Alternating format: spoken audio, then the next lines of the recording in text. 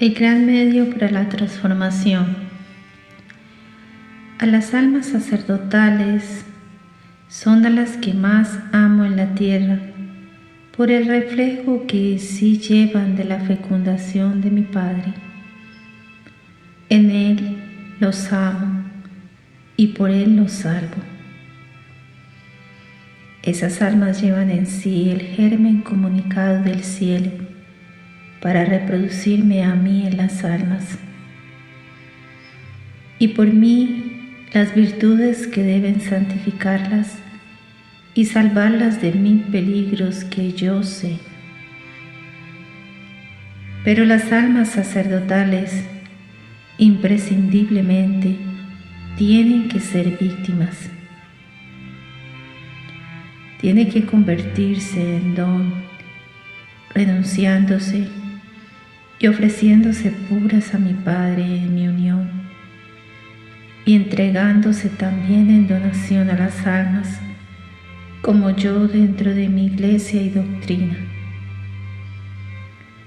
Hay almas sacerdotales consagradas con la unción sacerdotal,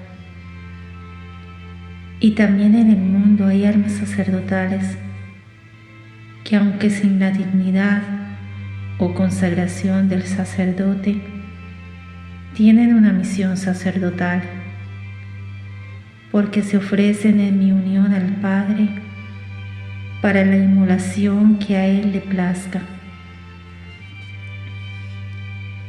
Estas almas ayudan poderosamente a la Iglesia en el campo espiritual y tendrán en el cielo un especial premio.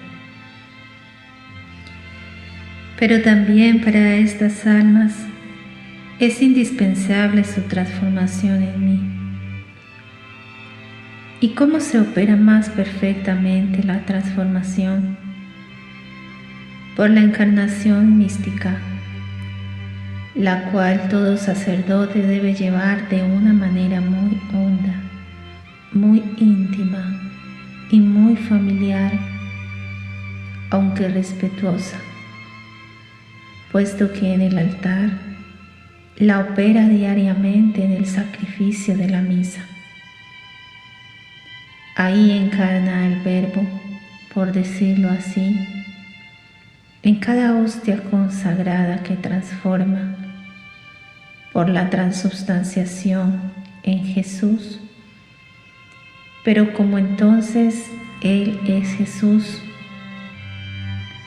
queda en su alma la estela de esa encarnación que el sacerdote debiera guardar en su corazón con todo el ahínco del amor, con toda la fuerza de su fervor, con toda la avidez de sus deseos, con toda la ternura humilde de su maternal cariño.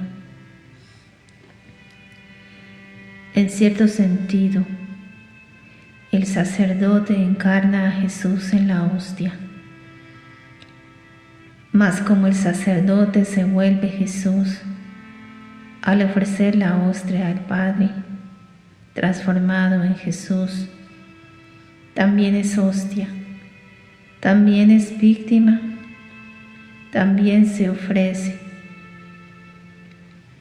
Y cuando pasa el sacrificio, queda Jesús encarnado místicamente, Jesús haciendo al sacerdote Jesús, por la unión transformante que es la encarnación mística en mayor o menor escala.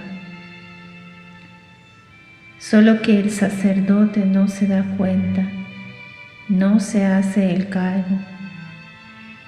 Pero ninguna alma como la del sacerdote tiene la propiedad por la gracia de estado, o sea, por la unción recibida del cielo en su ordenación, de encarnar místicamente al Verbo en su alma para su perfecta transformación.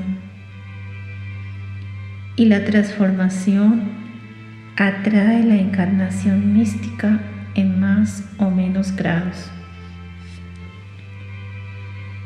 Este es el más poderoso y santísimo medio del sacerdote, para su transformación en mí. Porque al poseer el Verbo al alma, el alma se pierde en el Verbo como una gota de agua se pierde en el mar, como el sol absorbe la luz. La inmensidad del mar absorbe a la gota y el sol divino al punto de luz. La divinidad del Verbo absorbe lo divino que tiene el alma y la endiosa y la transforma y la convierte en él y la pierde en él. El reflejo de este misterio de la encarnación lo recibe diariamente en la misa el sacerdote. Lo que sucede es que lo deja pasar, lo enturbia, lo opaca con las cosas exteriores y puede extinguirlo con el pecado. Pero el alma del sacerdote que abraza y cultiva con su correspondencia a la gracia, este don de Dios, es el más dispuesto a recibir y ensanchar la gracia sin precio de la encarnación mística en el alma, que es gracia sacerdotal en todas sus partes, gracia por excelencia de donación mutua,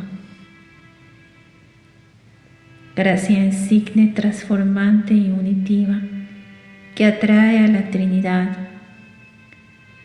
porque el Verbo no puede apartarse en su divinidad ni del Padre ni del Espíritu Santo, una sola esencia con Él. Y así el alma que llega a la transformación, y más por el rápido camino de la encarnación mística, llega naturalmente a la unidad en la Trinidad, que es lo que pido, lo que anhela, la que ofrezco hoy a todos mis sacerdotes. Ya he puesto a su vista el camino más corto para la transformación en mí, el de la encarnación mística. Las almas de los sacerdotes son las más aptas y a propósito para recibir esta gracia en toda su plenitud. Pero claro está que necesitan retener ese reflejo que en las misas reciben y con el concurso de sus virtudes y con el esfuerzo de su santidad, preparar el terreno para recibir esa incomparable gracia en toda su perfección. Pero sin la encarnación mística no pueden llegar los sacerdotes a la transformación en mí que pido de ellos. Sí pueden, en cierto sentido, pero la manera más rápida de su transformación es la gracia de la encarnación mística. Por esa gracia fecunda, operativa y transformante, cuyo don viene directamente del Espíritu Santo. María goza cuando comunica a su Verbo hecho carne, y si al concebir a Jesús en el casto seno, recibió en Jesús el germen sacerdotal. Los sacerdotes son para ella otros Jesús,